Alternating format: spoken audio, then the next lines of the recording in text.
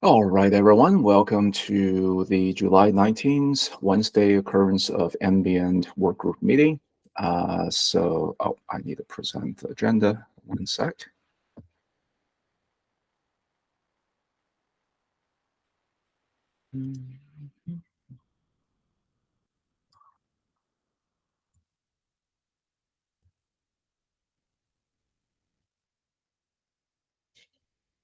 All right. So while we're waiting, already took care of that top agenda. Let's go on to the second one. Review the RFC allow per pod DNS setting for ambient. Whose topic is Francis, this? real quick on that top one. Is that like next week's ambient meeting, or how do people join in on that? So this currently is just John, Keith, Lynn, and Nathan. Okay. We're basically taking a stab at going through this doc and prioritizing the ambient beta features. Would you like to be part of this discussion? I would, and I think it would be a good idea if that were an open meeting so that anyone who wants to participate can. That seems like a really important topic for this group. So we did discuss this a few weeks ago, and the decision at the time is instead of using this meeting for it, because not everyone is interested, the few leaders in this space will just go review this offline and then present back the results, which is what we did last week. Okay. But we're not done with we'll only finish the top half of the doc. We still have the second half of the doc to finish. Okay. Yeah, then if you wouldn't mind adding me to that, that would be great. Okay, will do. All right, so whose topic is the RFC one? Hi, yeah, so I created the RFC. I picked up issue 555 from Z-Tunnel. Nathan created that. Thought it'd be a good opportunity for me to get some more, more dense work done as far as like PRs and stuff to get more familiar with Istio. So that's why I picked this up.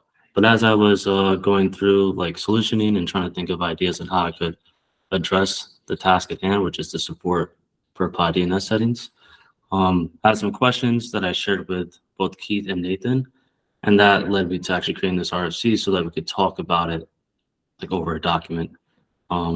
Mainly the question I did have was around DNS policy and how that could be represented within Istio.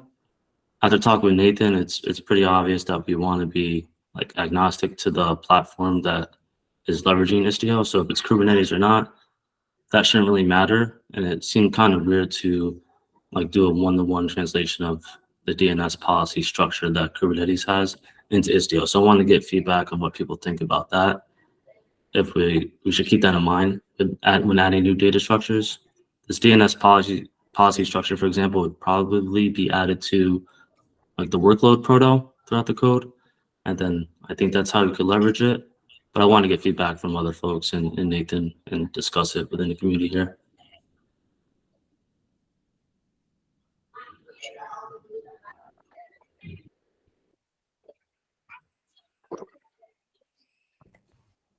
Yeah, I have some general feedback that's not actually about your design so much, which I think looks very nice. And I don't want this to dismiss your work, but I feel like we as a project are focusing on the wrong things. Like as we're moving to beta, we have all these fundamental things that are broken with the core, and we keep piling on more and more stuff. Like I deeply regret accepting any PRs about service entry and workload entry, and maybe even DNS at this point. I mean, I don't think we should go as far as to revert them at this point, but I think we really should have focused on making the core stable before we added all this other stuff. So I'm pretty concerned about adding more niche features. Now, I mean, this is something that maybe we should do eventually, but I'm a bit worried about doing it now. But I also feel a bit bad because I know you're a newer contributor and this looks like a lot of great work. So that's kind of a terrible response to get. So I apologize. No, I appreciate that. But yeah, I wanted to throw that out there. And it doesn't necessarily mean that like this is not necessarily that we need to stop everything. It's a death by 1,000 cuts, so we could potentially have this done and then start freezing after that. Or just want to bring that up. I would pile on what John said and double down. I regret having the DNS stuff in Istio proper and having it stuck in limbo in kind of enabled on VMs and not enabled on, and putting all kind of features that are not standard DNS into it. And just like telemetry and security, I think it's not our business as Istio to redefine how DNS works. If there is a need for DNS to behave differently on workload level, that's probably something that Kubernetes should address, in particular, given the ambient goals of being transparent and being compatible with the rest of DNS. So the reason we did DNS in the first place was a security risk that if DNS is insecure, then the entire security model in Istio is crumbling. But beyond that, I'm really sorry we didn't have the strength to say no to adding all kind of extra features and messing up how DNS works. That's my take. So maybe I'm reading this wrong. Jeremy, it doesn't look to me like you're actually proposing a new API, but rather that we update Ambient to respect the existing DNS API in Kubernetes. Is that right? Yeah, that's my understanding. Yeah, but the internal API, the XDS API, needs to be extended to support it as well. Right, but that's not, XDS is not a user-facing API. So this would not be us creating a new commitment to users in terms of what APIs we support, the way that we did with workload entry and service entry. It would just be us respecting the API that is already there in Kubernetes, which, as I understand it, we sort of break. If you're using DNS policy in your cluster and then you install Ambient, DNS begins behaving differently, right? I don't think so. If we don't intercept DNS, there is no change. I mean, DNS will keep working as it is. What stops working is the extensions that we added to DNS and twists we did to Kubernetes DNS, meaning that if you have a service in a remote cluster, with standard Istio, you expect that cluster, because of how multi-cluster works, you expect it to be there. With cluster set.local is not a problem. Everything works as expected in Kubernetes, but Istio DNS will return a different thing that Kubernetes DNS, in the sense that it will merge services that are not exported from other clusters. And that goes back to the discussion we had about adopting the MCS and Kubernetes standard for multi-cluster or keeping Istio model. So today, if you have a cluster that has pods with DNS set to cluster first, and you've got that working for you without Istio, and you install Ambient, will the cluster first DNS rules continue applying?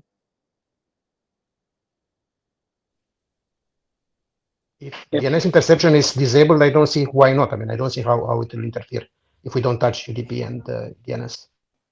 Part of this as well is I'm almost certain that the node local DNS cache, which is a Kubernetes project that basically does what we're doing, doesn't respect this. I don't know how you could possibly respect it, given that it relies on reading the resolve.conf file in the pod, which a daemon set doesn't really have access to. So that seems problematic. Also, most of the settings are about host network, and we don't support host network pods anyways, so that part's kind of moot.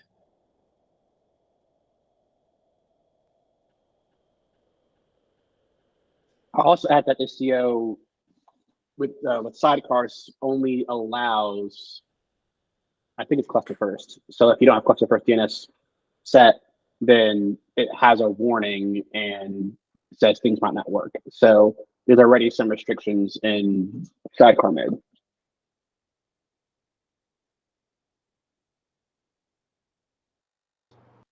So what I'm hearing is that since a lot of this is sort of in flux in upstream Kubernetes, it's not just us, it's like Kubernetes doesn't really have a fully coherent story here yet for everything we need to do.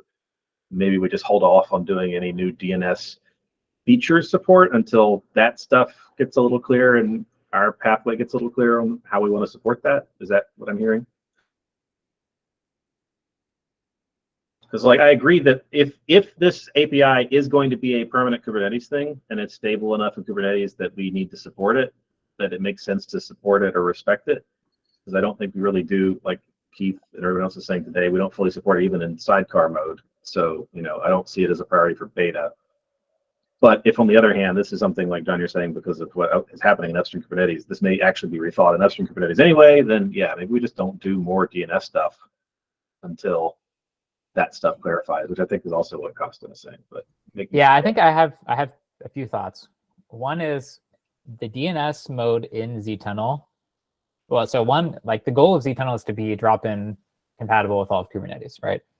yes. But DNS can never meet that. So the DNS proxy is kind of always a permanent opt-in thing because by definition, it mutates the behavior, right? So 100% compatible with all of Kubernetes is not actually a requirement of DNS, even though it's a requirement for ztunnel in general, I think. Now, that doesn't mean that we can't add it, but it means that we don't have to based on our philosophies. So then I would say if we're going to add it, we ought to look at what the node local DNS project is doing for this, because it seems quite hard to actually implement. And so I'd like to see what another project that's basically doing what we're doing does for it. If they don't implement it, that's a very strong signal to not implement it. Yeah. Now, regardless of that, I think it's probably something that we should shelf for now so we can focus on the beta blockers. Yeah, that's kind of summarizing my view. I guess I'll write that in the notes too, so we have some. Yeah, I don't see how you could implement DNS without changing behavior, because if the contract is that the pod can set in their own resolve.conf whatever they want, or they can connect with any DNS server they want, like console or whatever. And if we intercept, we, you know, mutate something in the DNS. It's never going to be 100% drop-in replacement transparent like it is in Kubernetes. So I have some concerns about the technical feasibility of doing what we claim to do. Just to be clear, we were mostly referring to the DNS proxy functionality in ztunnel, right? Your opinion on not accepting or doing more DNS work doesn't affect like the on-demand stuff we were discussing earlier today, like as a client itself. Or did you also mean that, John? I guess you're also writing, so hard to do both at once. I don't really know what you're talking about with this. Oh, you're talking about the workload entry Yeah, DNS stuff? Yeah, like as a client, right? Not as a proxy. Or you're saying pump the brakes on all DNS work, or you know? I mean, to be honest, I kind of regret doing any workload entry stuff at all because it's been a lot of work and meh. Like it's useful long term, but like Ambient's unusable currently. Like you cannot use it for anything. So supporting workload entry perfectly with all of its quirks and intricacies, it's distracting us from the real problems, I think. I think most of the people in this call have spent the last 2 months on service entry and workload entry. It doesn't help users because they can't actually run Ambient. Okay, so it's not a technical. Okay, so the objection is the priority objection. That's what I'm hearing. Okay. Yeah.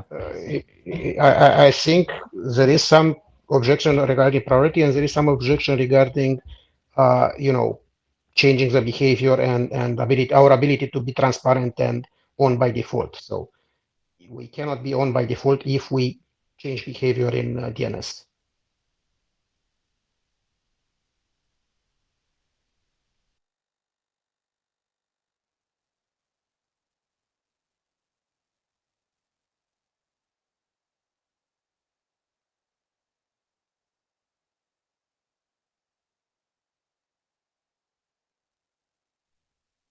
By the way, since we're on this topic, John, regarding service entity workload entry and this stuff, since I'm one of the people who pushed for having workload entry support, I want to clarify that my concern was mostly related to supporting XDS server sending stuff from the federation and other sources, not necessarily the workload entry APIs that we have, which is arguably not critical for ambient or something that we may need to support long term.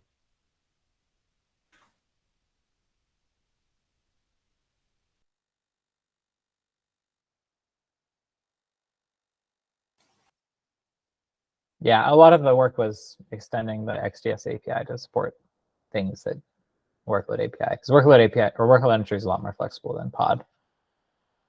So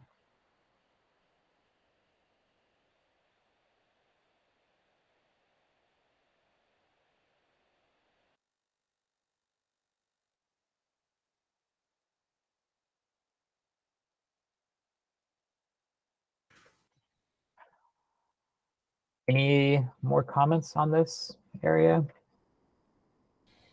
Just real quick regarding your general comment about instability or unusability. I assume there's a burn down list for that folks are working on. I mean, it should be in this drive ambient mesh to beta, so there's not a good one. I mean, that's probably also part of why it was done. Like, it's very easy to say, hey, we should go implement, I don't want to pick on your feature, but hey, we should go implement DNS. But yeah, that's a great, nice, fun project. It's well understood. We go implement it. It's much harder to say, hey, there's this obscure edge case in the startup race condition of these 3 things, and we need to go fix that, and someone picks it up. Because one, we need to find out the details of it, and that's hard to do, and that's actually a large part of the aspect. So I think there's kind of a natural thing that features become issues more easily than fixing bugs when the bugs are kind of the unknown unknowns. Are those bugs tagged for, say, beta or something like that, so that we can track them? No, I don't think so. Like in the drive ambient mesh, we were kind of trying to figure out which ones there were, and then the next step was to make issues for them, I believe, was where we arrived at. I mean, some of them have issues for sure, but they're not consistently like categorized or anything as, right? Okay. Well, yeah, maybe that should be the focus of the next meeting then. Oh yeah, I 100% agree. Like, let's just do that. Like I can say like, hey, we should go fix all these bugs, but it's not really useful because we don't actually have a big list of all the bugs to fix and hand out. So that was definitely a high level comment, not a critique of people like, doing the wrong thing. Or, For what it's worth, no, I'm just saying it's important that we are tracking everything. Oh yeah, no, absolutely. So let's just do that. Yeah, by the way, I just want to make a quick point though, John. I know you mentioned you kind of regrets having the XDS stuff to support workload entry and service entry, but on the other hand, right, having stable API is also important for reaching beta, right? So that the XDS API can be stable, that people can looking into moving between releases. I think that's also beta requirements, even just for single cluster. Would you agree with that? Not necessarily. The XGS API can evolve. It's fine. Fields can be added. But only add new fields. Yeah, major changes are more challenging to do for sure. Yeah, because I'm trying to think like in the migration scenario, it can get tricky when you have XDS changes. I remember when we changed from Envoy, I think it was V2 to V3, it was very break for a user.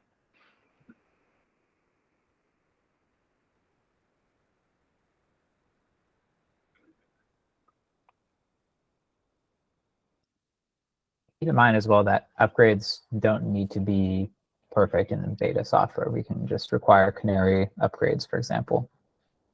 Done. We can make any breaking change we want. And also the API surface is what we decide we want to support. I mean, service entry is full of stuff that we probably should drop, and is not necessarily a very good API because it has a lot of craft in it. So it may be less is more in this case as well. John, we don't support canarying the Z tunnel, and I think we discussed that we don't intend to support that. Is that right? You don't need to. You just need each Z tunnel to point to a specific Istio that is the same version as itself.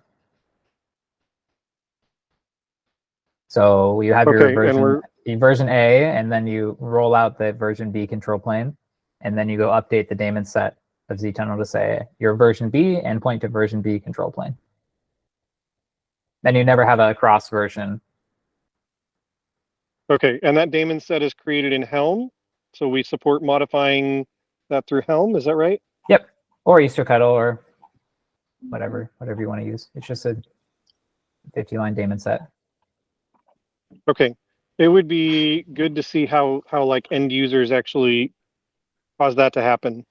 Oh yeah, I That's not, absolutely as agree. far as I know, that's not currently documented. I wasn't aware of that behavior. No. We don't have any upgrade docs for sure. I mean, we're in alpha still, so there's no upgrades at all. I absolutely agree that once we're in beta, technically we don't need it for beta. We just need it for beta 1 to beta 2. Right. We should probably have it ready for the time we have beta, just in case, because we'll always fall behind. But we only need to support beta to beta upgrade. For alpha, we could say, fine, just delete everything and install beta if you want. Now, it'd be nice to have, but that's what we're committed to. Go ahead. Yeah, Austin. ideally, especially Mitch. because if we don't support beta or upgrades from alpha, that means it's that much longer before we get feedback on the upgrade process, which is something we wanted as a gate before going to beta. So that creates a bit of a chicken or the egg problem. That's a good point. We could start documenting the upgrade process that we intend to have and have users doing that for alpha, even without committing to it working between alpha and beta or between versions, right? Yeah. There's a difference between documenting the process and guaranteeing its support moving forward. Fair enough. So on this topic, I did quite a bit of research with the CNI upgrade, ztunnel upgrade, and that's actually the last topic also that we want to discuss. At this moment, I mean, with what John was saying about focusing on the most stable and things that we can support, I don't see any scenario we can do fancy upgrades. I mean, I think the only safe thing that a customer can do to upgrade Ambient is to do the normal node upgrade, where CNI, ztunnel, and the entire node is cordoned, and the stuff that normally is done by Kubernetes when they upgrade node infrastructure or CNI or low-level stuff, kernel and stuff like that. Even if there was more fancy ways, it's not clear that we need to support it, because you can have a viable product and very safe product by just doing node cordoning and node upgrade. Not sexy, not fancy, but it's the most stable, well-tested, and bulletproof way to do upgrades. And we need to discuss if we want to focus time on, fixing all the kind of corner cases and ztunnel cannot be scheduled. CNI and ztunnel are removing the rules when ztunnel is upgraded, or we want to focus on the stable version.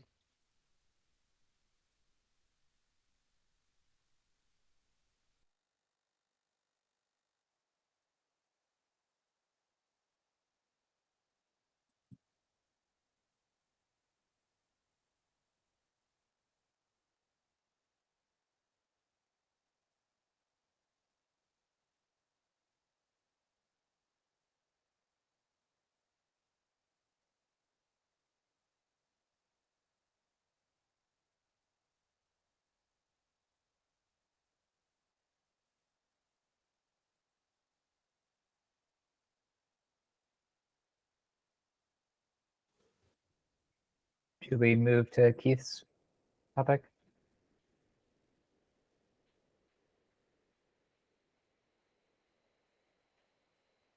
If there are no objections, sure. Yeah, so I've got a couple of design docs here. One is, the first one is for layer targeted authorization policy. This was is a follow-up from some discussions that we've had based on the ambient API doc and authorization policy in general. Took some feedback from a meeting that we had a couple of weeks ago around the naming. This view was previously called protocol, which I think there's kind of consensus that that was too specific for what we were wanting to do. And so I've changed the name to layer. I'm not married to that name. If anybody's got better ideas, very happy to hear it.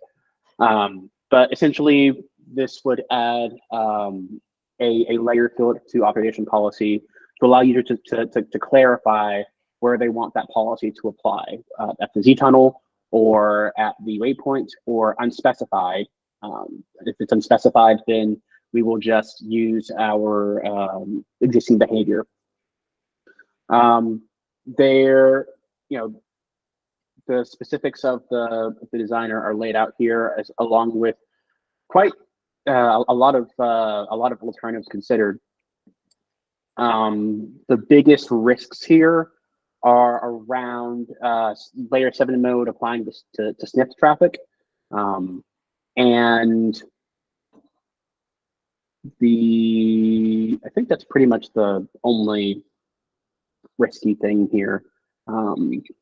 This does require API changes, so we need some TOC approval.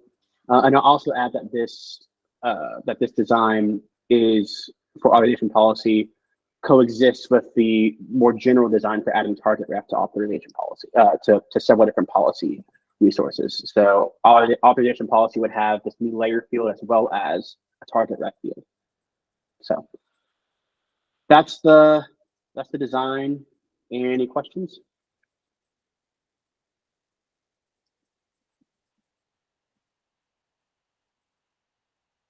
I like it.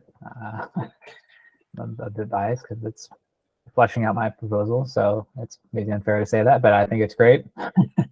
It solves a lot of problems. I don't love the names, but I don't care that much and happy to bike set them after we get consensus on the direction.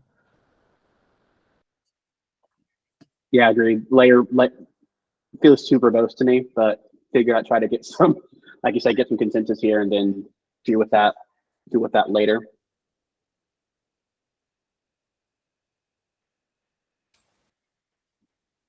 One thing to keep in mind here that I almost forgot is that this would also unblock current bug where hairpinned authorization policy doesn't currently work because we're currently skipping it because it's got a waypoint IP. This would allow us to actually apply L4 policy after hairpinning for traffic that comes from outside of the mesh. Currently, we don't really have a good way to do that. So, wanted to add that context.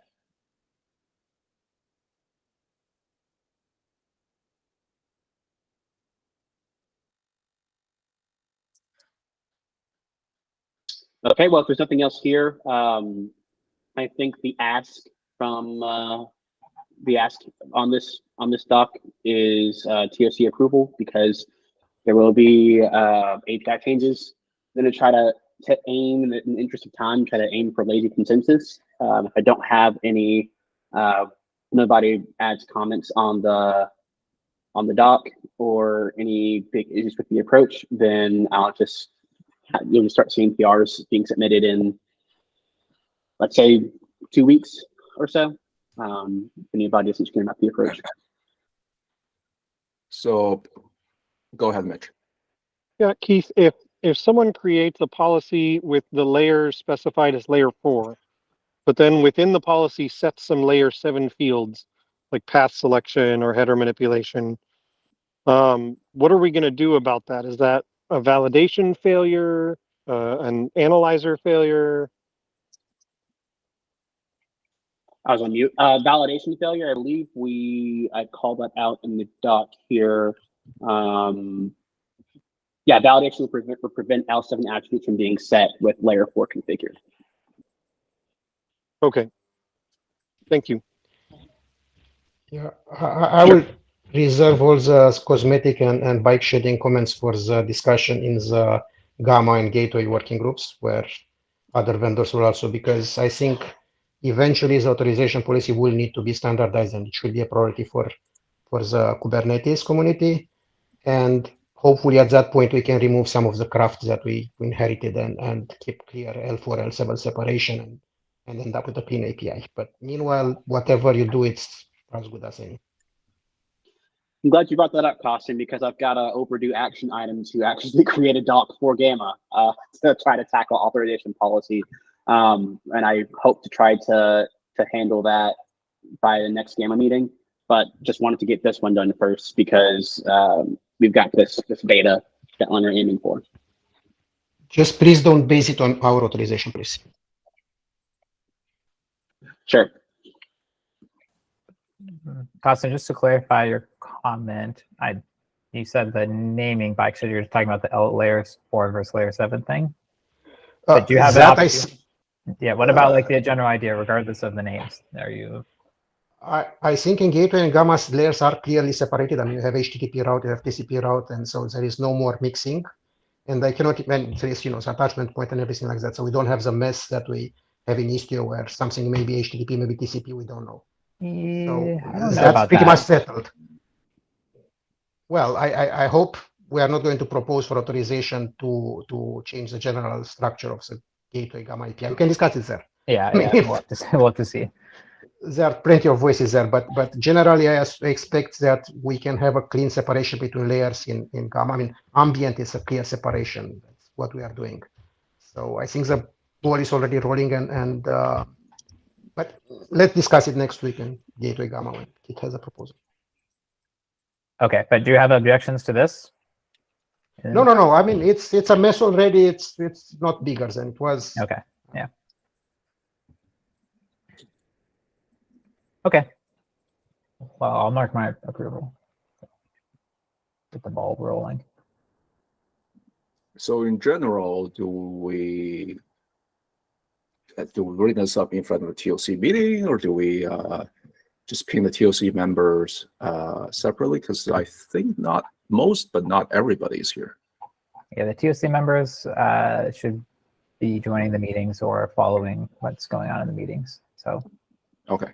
But I think they're all here but Louis. So. And one other follow-up, guys, I think for any changes to the Istio/API repo, it does require TOC approvers. So I guess as a general process question, do we feel like design docs for API changes need TOC approval on the doc? Is it just a matter of PR approval for TOC? Is it a plurality? Is it majority? I've heard API changes require TOC approval. Are there any more details about the degree of approval or the location where that approval should be gathered?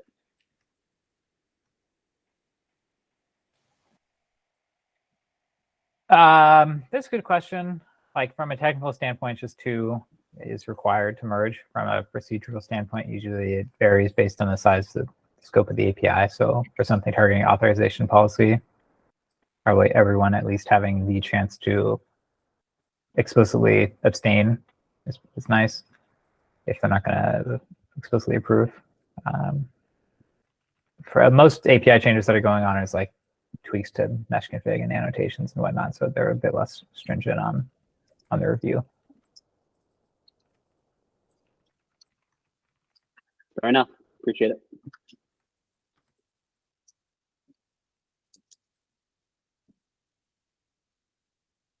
Okay, shall we move on to the next guy?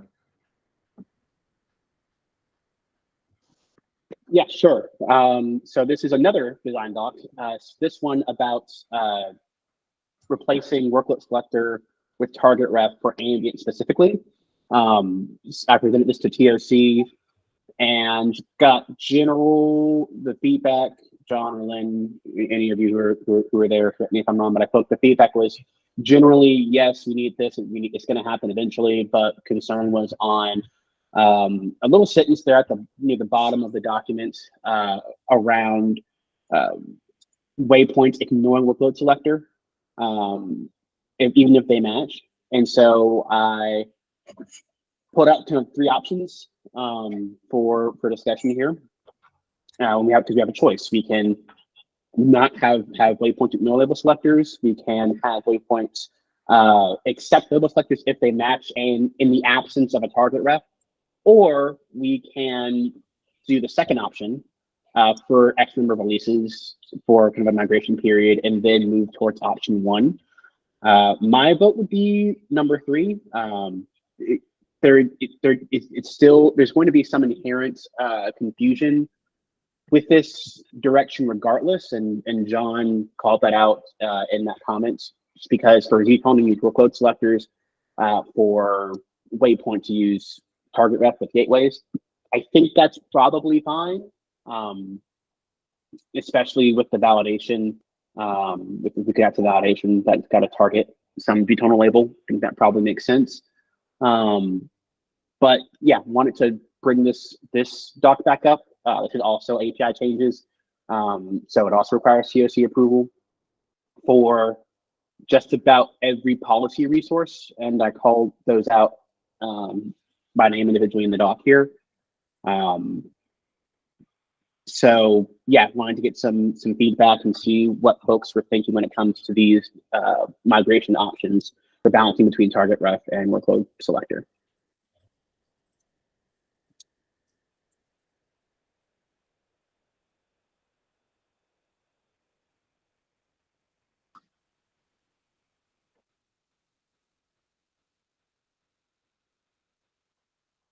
Great, the doc is perfect. I can move on. I'm joking.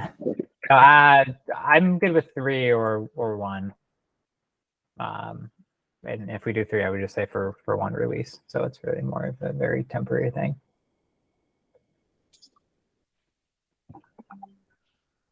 Like I see you mentioned 3 releases somewhere. That's way too long for backwards compatibility for an alpha feature. I think. Yeah, I'm also neutral. I mean, in the end, what matters is users who use ambient and only ambient, and migration. It's a thing that will go away, and there will be people who just use ambient. So as long as it works for ambient, migration is just a pain. Yeah, from my memory, I think Louis had an idea of having the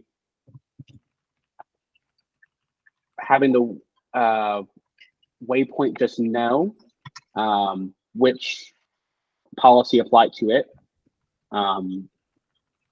in the absence of a workload selector, kind of as a migration step. I thought about that, but maybe I misremembered what his suggestion was. But I feel like it feels safer to be as explicit as possible, and so that's kind of what represented in the options that I displayed. So far, what we've heard from John is 3 or 1. If we do 3, 1 release. Costin doesn't have a strong preference. It sounds like it's going to be a transitory migration thing. Mitch, Lynn, Niraj. Yeah, I prefer option 3.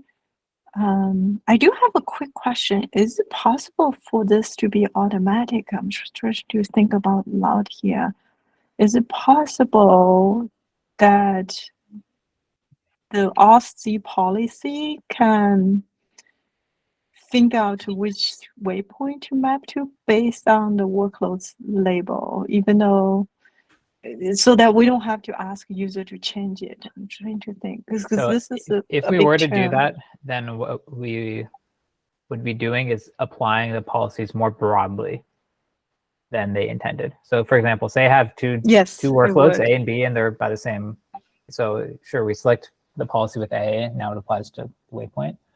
Okay. Now, if it's a deny policy, that's maybe not the end of the world. We're more strict. But That's allow okay. would If it it's be allow, a then it's kind of problem? suspicious. That's probably kind of weird. Okay. Yeah, anybody could apply an allow policy, and this now applies to the super sensitive workload that is in the same namespace, and you can probably alleviate that with like service count waypoints, but yeah, it's potentially pretty bad. Yeah, namespace based, I agree, it could be a pretty bad. Yeah. Okay. Thanks. That was the thing I was trying to think through. Kit, if I can put a requirement here, and I was discussing on the chat, if you are a user who has migrated or you don't want to hear about the old Istio and you just use ambient, I think it's very important to have some way to specify that only target ref is used, and we don't have to worry about corner cases, other thing. You have a clear path.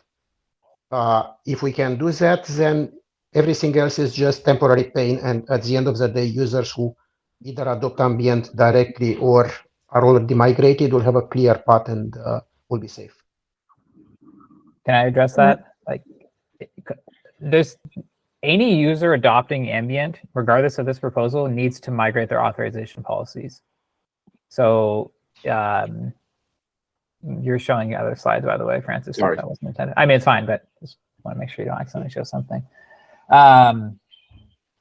So the migration that option 3 is allowing is migrating from alpha to beta, which quite frankly is not relevant. So I actually changed my mind. I don't want to do 3. Like, I was okay with it because it's probably trivial to do, but we've all already agreed that we're willing to make ball breaking changes in beta. So I don't see why we'd change that.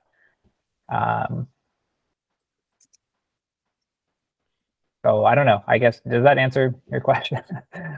Is that what you thought John, this proposal was, or? No, John, what I'm saying is at the end of the day, yeah, they migrate somehow, they change their policies. But if you just start with ambient and don't have any issue policy, or if you somehow migrated, that's what I care about, is to have the clear path and no ambiguity. No, I mean, you have target ref, nothing else is a concern. I mean, somehow, let's assume the nightmare is over, you migrated, you change everything. That's a point where we need to be very, very strict and very clear and simple and optimized for.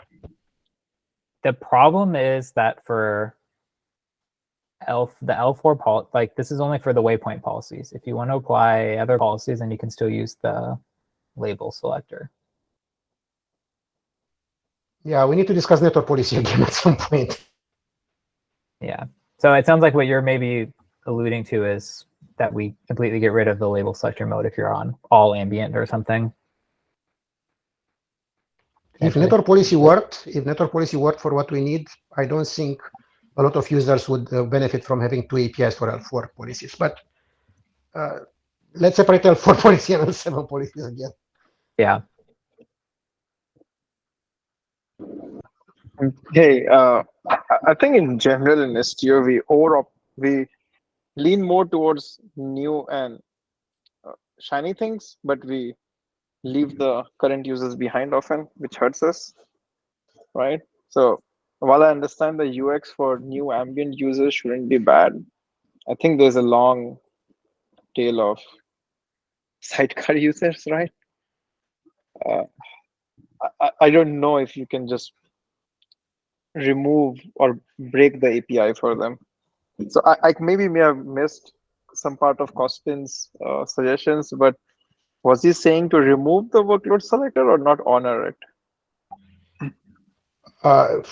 We are changing a lot of APIs anyway, and the workload selector will clearly not work in some cases. So there is no question that users need to migrate to a new API.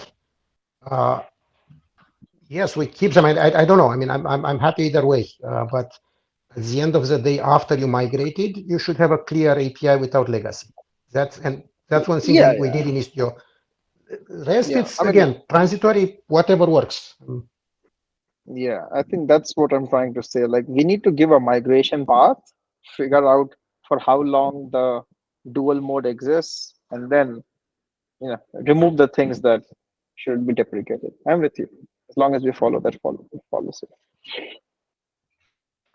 Yeah, and just to clarify, like, workload selector is still being used for Z tunnels. I should probably change be more specific in the doc, but this is specifically about adding target ref for gateways in L7. Workload selector L4 policies, those will still be around, and for sidecars as well, workload selectors will still be around, and so users actually have more granularity if they want to make ambient only policies. The difference is that if they create an L7 policy in a namespace with no waypoint, then the policy just won't apply. Like that's to your point, Nirash, with the sidecar users, that's going to be the weird thing, is that they've got a heterogeneous namespace with sidecars and ambient pods.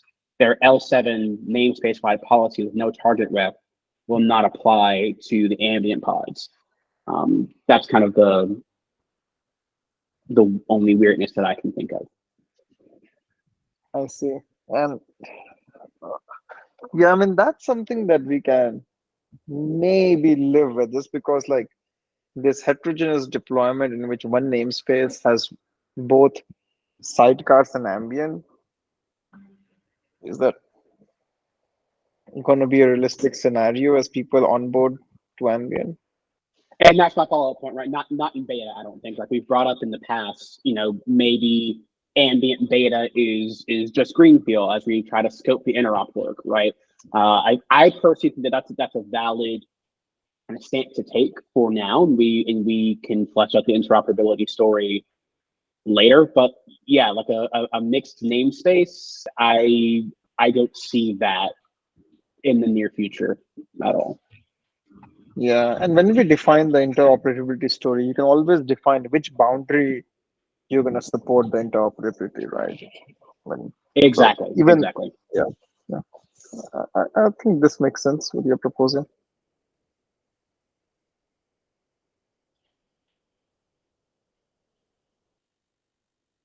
Any other questions, comments?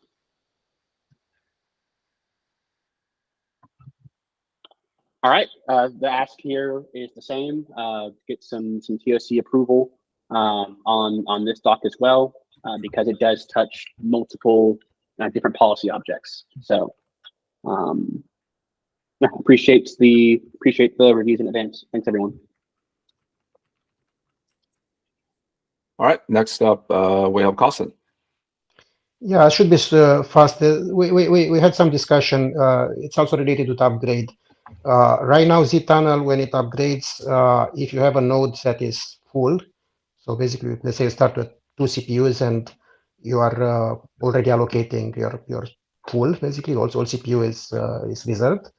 zTunnel will not start, so pretty much everything goes down in flame. And the solution is to have priority, which allow evicting some of the workloads to put a new zTunnel. And that's where we had a long discussion, between me and John in particular. One way is to move into kube system, zTunnel to run in kube system, and then we can use non-critical priority. The other way is to keep it in Istio system and use a custom priority. And we went back and forth. I think we need more opinions and to sort it out. I'm happy either way, as long as we can evict someone and get running an upgrade.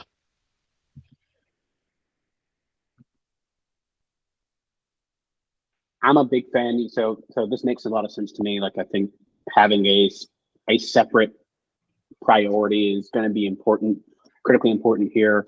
My vote would be to create a specific priority for zTunnel itself, just because I feel like that allows platform admins to look at any number of things that might be running in their cluster and do the priority calculus on their own. I feel like piggybacking up a kube system's non-critical priority just couples things together that we might not want to be coupled with. So that would be my vote. Yeah, I think John concern was that in some cases that doesn't work. So because Istio CNI decided to go with kube system, and apparently there is some other prior art or other reasons that some cluster or some vendor or something will be broken if we take this approach, which is clearly cleaner and so forth. What I recall, and I was going to do some more research and I didn't get a chance to, so sorry, was that for GKE, we wanted to set the priority for CNI to whatever the max is. And I think on GKE, there's something like you couldn't do that outside a kube system. And so our solution was to put it in kube system, which is also what a lot of the other CNIs do, like Calico and Cilium. They use the system node, whatever, the built-in one. What I'm not sure of if that was a solution or the only solution, and we picked that for some reason and we didn't pick the other one, or if there's some reason what I don't know is if people had permission to create priority classes, or if we're just happening running as super root admin and it works in our testing, but in real world it won't, or things of that nature. Or if GK or other platforms will block high priorities or something along those lines. It feels like they should. Like you shouldn't just allow anyone to say that they're the highest priority, probably. But I'm not sure. The priority is not the highest, to be clear. I mean, the priority we are setting is just above 0. Normal default priority is 0. We just need to kick out some pods running at 0. So don't necessarily need to be as high priority as not critical. We can be slightly below. It also may be worth revisiting that question with the GKE team. I know that I think I did that research on the CNI priority 2.5 years ago.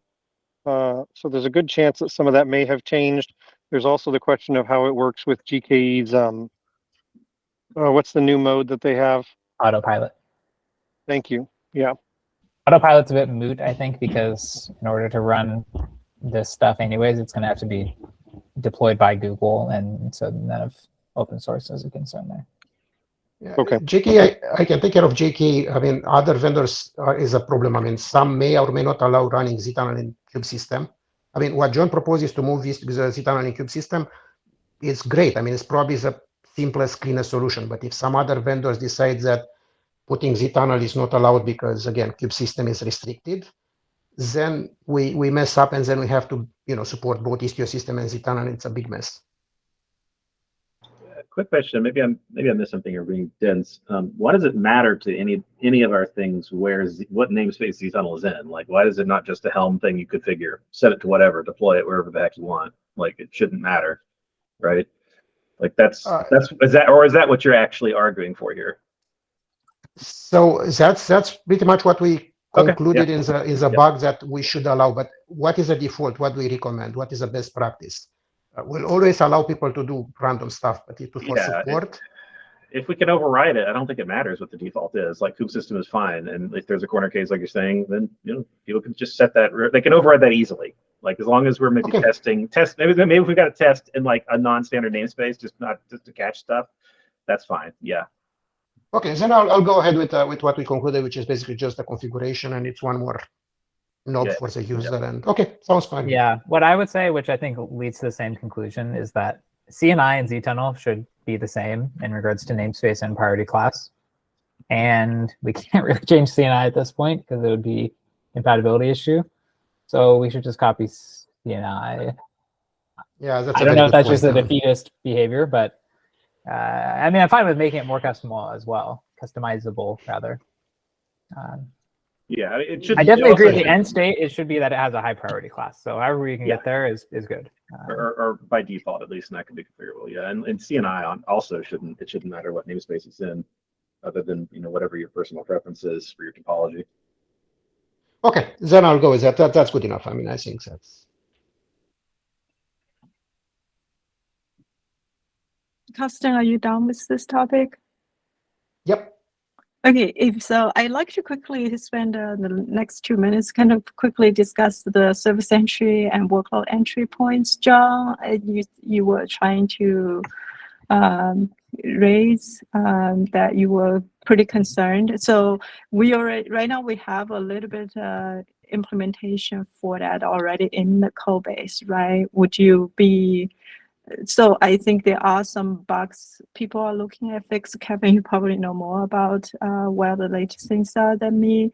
What's the upstream outlook for like the stuff already got in? I know you mentioned like we shouldn't add more features because we want to stabilize ambient core, right? But for the features we already merged, I assume we'll continue to accept the bug fixes and improvements.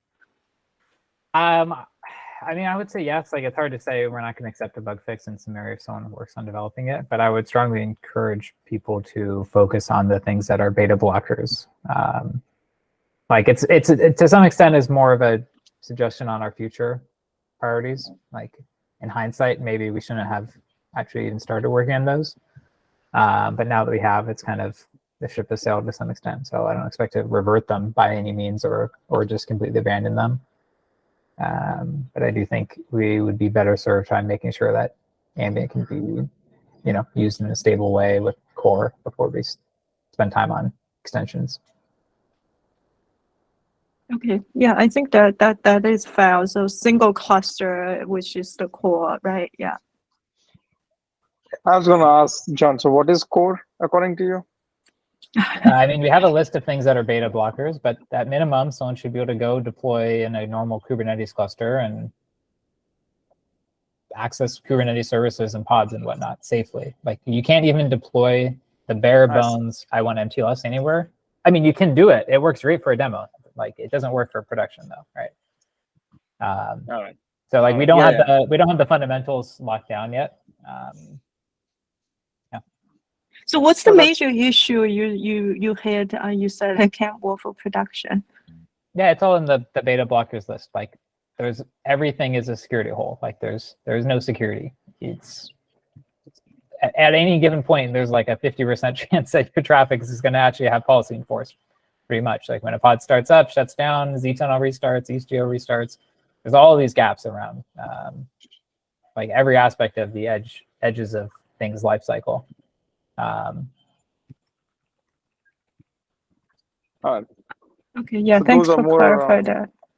Go ahead, Niraj. Not to mention it only works on KubeNet, which is like not many users are using it. Yeah. Yeah, I think it's a fair ask to make sure as a community we prioritize and look at some of the beta blockers overall. But I still think we have to move beyond it also. So it shouldn't preclude contributions that are looking ahead. But yeah, we need to get into a stable state for single cluster. I'm with you. Yeah.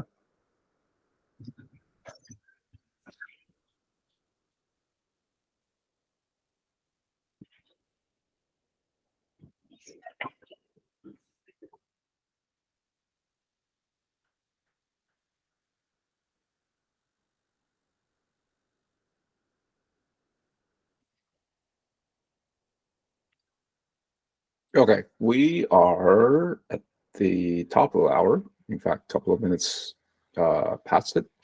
Anything else that we need to discuss on this topic before wrapping up?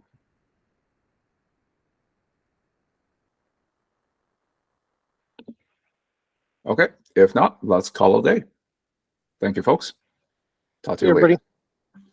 Bye-bye. Thanks. Bye.